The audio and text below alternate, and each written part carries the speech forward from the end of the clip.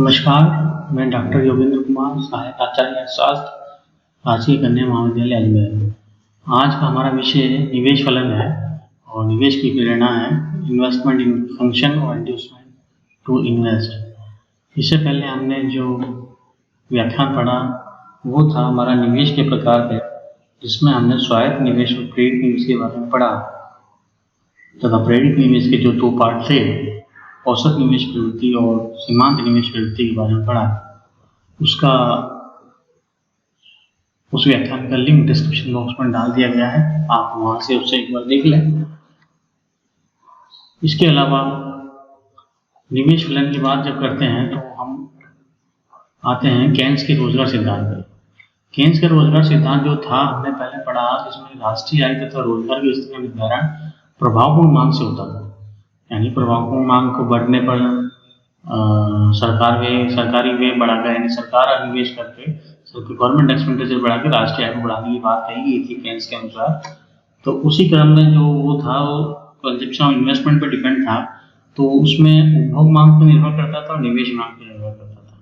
तो निवेश फलन जो है वो मुख्य रूप से दो तत्वों पर निर्भर करेगा। जो निवेश फलन था वो भी अपने आप में दो चीजों पर निर्भर करता है। एक तो निवेश फलन जो है वो भी दो चीजों पर निर्भर करेगा, पहला उपभोग मांग और दूसरा निवेश मांग। तो अर्थव्यवस्था में निवेश फलन मुख्य रूप से दो तत्वों पर निर्भर करता है। पूंजी की सीमांत क्षमता, पहला हो गया पूंजी की सीमांत क्षमता। सीमांत क्षमता से अर्थ हो गया कि पूंजी की सीमांत क्षमता से अर्थ हो गया कि भाई हम किसी भी वस्तु में जो निवेश करते हैं उस निवेश से हमें प्रतिफल क्या प्राप्त हो रहा है। तो जैसे हम अतिरिक्त इकाई लगाते हैं, सीमांत का मतलब होता है अतिरिक्त इकाई, तो यहाँ हम बात करते हैं क्षमता। पूंजी की अतिरिक्त इकाई लगाने से उसकी क्षमता में कितनी वृद्धि हो रही है, यानी पूंजी की अतिरिक्त लगाने से उत्पादन में कितनी वृद्धि होती है, उसको हम पूंजी की सीमांत क्षमता कहते हैं। या निवेश पर प्रत्याशित लाभ की दर, जो भी हम इन्वेस्ट कर रहे हैं उस इन्वेस्ट पे हमें रिटर्न कितना मिल रहा है, वो होती है पूंजी की सीमांत क्षमता, एक्सपेक्टेड रेट ऑफ प्रॉफिट। और दूसरा जो होता है वो होता है ब्याज का। तो ब्याज की दर और पूंजी की सीमांत क्षमता, जो इन दोनों तत्वों पर निर्भर करता है निवेश। यहाँ जी अब सेकंड पॉइंट, दूसरा ब्याज की दर। तो यहाँ बात करते हैं निवेश फलन, यानी विनियोग जो होता है, इन्वेस्टमेंट जो होता है वो दो तत्वों पर निर्भर करता है, एक ब्याज की दर, दूसरा पूंजी की सीमांत कुशलता, मार्जिनल एफिशिएंसी ऑफ कैपिटल। तो ब्याज की दर जो होता है वो फंक्शन है, फलन है मुद्रा की मांग और मुद्रा की पूर्ति का। तो मुद्रा की मांग को यहाँ हमने तरलता पसंद की बताया है, लिक्विडिटी प्रेफरेंस, और मुद्रा की पूर्ति को हमने बताया है मात्रा के रूप में वास्तविक मुद्रा और साख मुद्रा। तो आइए हम पहले तरलता पसंद के बारे में थोड़ा संक्षेप में जान लें, क्योंकि ये केन्स का ब्याज का तरलता पसंद के सिद्धांत पूरा आता है, जिसमें कि ये पूरा निर्धारित करते हैं कि ब्याज की दर का निर्धारण किस प्रकार से होता है। तो इसे संक्षेप में हम समझेंगे। यहाँ तरलता पसंद की जो होती है, यानी कि पैसे की मांग जो होती है, धन की मांग जो होती है, वो व्यक्ति तीन कारणों से करता है। पहला सौदा उद्देश्य, दूसरा सतर्कता उद्देश्य और तीसरा है सट्टा उद्देश्य।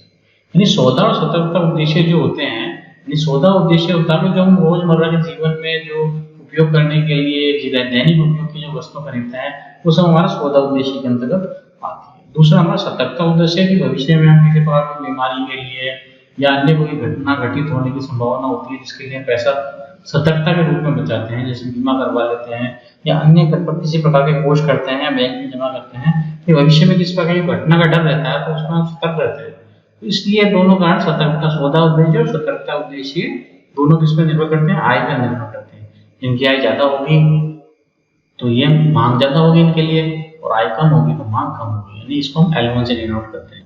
दूसरा है सट्टा उद्देश्य। सट्टा उद्देश्य जो होता है वो ब्याज की दर पर निर्भर करता है। यदि ब्याज की दर ज्यादा है तो लोग सट्टे के लिए मांग कम करेंगे, और यदि ब्याज की दर कम है तो लोग सट्टे के लिए मांग ज्यादा करेंगे।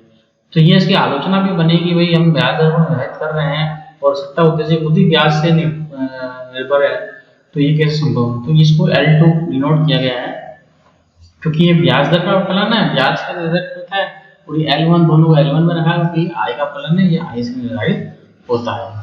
ठीक है। दूसरा है हमारा मुद्रा की मात्रा। मुद्रा की मात्रा है मुद्रा की पूर्ति से संबंधित है। मुद्रा की मात्रा जो है वो वास्तविक मुद्रा और साख मुद्रा है। वास्तविक मुद्रा है मुद्रा जो कि रिजर्व बैंक द्वारा निर्गमित की जाती है, और साख मुद्रा होती है जो कि व्यापारिक बैंकों द्वारा साख संचलन के माध्यम से जनरेट की जाती है। तो ये M1 हो गया, एक्चुअल मनी, क्रेडिट मनी हो गया M2। तो इस प्रकार ब्याज की दर जो है वो दो चीजों पर निर्भर करती है, तरलता प्रसंग और मुद्रा की मात्रा। इन दोनों के फलन से ये ब्याज की दर का निर्धारण हो जाता है। अब बात करते हैं ब्याज की दर में पूंजी की सीमांत कुशलता। तो पूंजी की सीमांत कुशलता जो है, मार्जिनल एफिशिएंसी ऑफ कैपिटल, वो दो चीजों पर निर्भर करती है। पूंजी की प्रतिस्थापन लागत अथवा पूर्ति कीमत।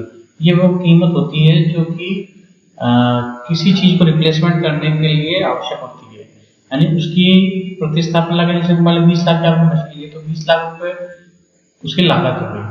दूसरा होता है प्रत्याशित लाभ की दर, कि भाई जो आप निवेश कर रहे हो उस पर किस दर से आपको लाभ प्राप्त हो रहा है, तो वो कहलाता है प्रत्याशित लाभ की दर। इसे हम डिटेल में पढ़ेंगे, पूंजी की सीमांत कुशलता का टॉपिक इसी क्रम में पढ़ेंगे हम, तो वहां हम डिटेल में पढ़ लेंगे। तो पूंजी की प्रतिस्थापन लागत अथवा पूर्ति कीमत, प्रत्याशित लाभ की दर, दो चीजें होती हैं जो पूंजी की सीमांत कुशलता पर निर्भर है। ठीक, अब हम इसको आगे बढ़ते हैं। दूसरे शब्दों में कहा जा सकता है कि पूंजी जो निवेश होता है वो पूंजी की सीमांत क्षमता और ब्याज की दर का फलन है। यानी जो पूंजी की सीमांत क्षमता एमएसी है और ब्याज की दर है, उसका फलन है निवेश। यानी निवेश किस पर डिपेंड करता है, पूंजी की सीमांत क्षमता और ब्याज की दर का फलन है। जिसे बीजगणित के रूप में इस प्रकार बताता है कि investment is a function of MAC और ब्याज की दर। यानी आर ब्याज की दर को डिपेंड कर रहा है, ये एमएसी को बताता है, एफिशिएंसी को, मार्जिनल एफिशिएंसी ऑफ कैपिटल, और आई ये जो है वो इन्वेस्टमेंट को बताता है। तो इसके उदाहरण द्वारा समझते हैं कि क्या होता है। जैसे मान लीजिए कोई एक व्यक्ति है, उसके पास में कुछ धन है, अतिरिक्त धन है, कोई एक्स्ट्रा धन उसके पास रखा हुआ है, जिसको वो दो तरीके से उपयोग में ले सकता है। तो उसके दो वैकल्पिक उपयोग हैं। पहला तो वो ऐसा कर सकता है कि उसको किसी उत्पादक कार्य में लगाया। तो जब किसी उत्पादक कार्य में लगाएगा तो उसे कोई फैक्ट्री बनानी है या कोई उत्पादन के लिए नई मशीन खरीदनी है, तो इस प्रकार के काम के लिए वो उस पैसे को लगा सकता है। पहला तो उन्होंने ये विकल्प दिया है कि तो उन धन को किसी फैक्ट्री, मशीन अथवा किसी अन्य उत्पादक कार्य में निवेश करते हैं। और दूसरा होता है उसी पैसे को, उस धन को, जो अतिरिक्त धन है, उसको किसी को उधार देते हैं, उस पर ब्याज कमाए। यदि उस फैक्ट्री अथवा किसी उत्पादक कार्य में निवेश का प्रत्याशित लाभ की दर, जो निवेश कर रहा है किसी फैक्ट्री या उत्पादक कार्य में, जो पैसा लगा रहा है व्यक्ति, और प्रत्याशित लाभ की दर तो जो एमईसी होती है वो 14% है। मतलब वो 100 रुपए लगाता है तो उससे 114 रुपए मिलते हैं, यानी 14% उसको लाभ प्राप्त हो रहा है। जो एमईसी है वो 14% है यदि वो किसी अन्य कार्य में, किसी उत्पादक कार्य में पैसा लगाता है। और जबकि मान लीजिए वो व्यक्ति किसी को उधार देता है पैसा, उस उधार से वो ब्याज कमाता है, तो वो 8% की ब्याज दर प्राप्त हो सकती है। ये स्वाभाविक रूप से 8% चल रहा है। मान लीजिए तो क्या हुआ कि तो ये स्पष्ट है कि स्वाभाविक रूप से निवेशकर्ता को धन को फैक्ट्री अथवा उत्पादक कार्य में निवेश करने की प्रेरणा देगी। तो सामान्य सी बात है कि वो पैसा कहाँ लगाएगा, धन को फैक्ट्री या उत्पादक कार्य या किसी मशीन खरीदने में लगाएगा, क्योंकि वहां उसको 14% रिटर्न मिल रहा है और दूसरी तरफ उसको 8% रिटर्न मिल रहा है। तो जाहिर सी बात है वो 14% रिटर्न वाली चीज पर अपना पैसा लगाएगा। अपने निवेश पर पूंजी की सीमांत क्षमता लाभ प्रत्याशित दर 14%, उसको वैकल्पिक उपयोग में मिल सकने वाली, वैकल्पिक उपयोग करता है जो दूसरे को ब्याज पे पैसा दे सकता था, 8% ब्याज की दर की तुलना में कहीं अधिक है। इससे स्पष्ट होता है कि जब तक निवेश पर मिलने वाली प्रत्याशित लाभ की दर अथवा एमईसी ब्याज दर की तुलना में अधिक रहेगी, यानी जो प्रत्याशित लाभ की दर नहीं है, एमईसी है, वो ब्याज की दर की तुलना में अधिक रहेगी, तो निवेश की प्रेरणा मिलेगी।